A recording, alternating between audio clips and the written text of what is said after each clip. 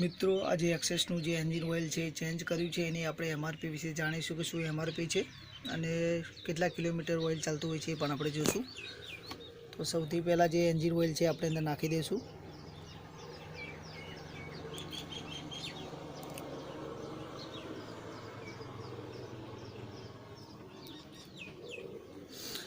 और मित्रों हाल में जो मारा जोड़े एंजिन ऑइल है ये सुपर करीने कंपनीनु सुपर 40 है।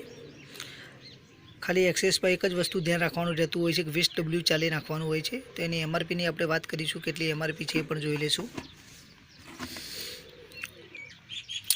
335 રૂપિયા એમઆરપી છે।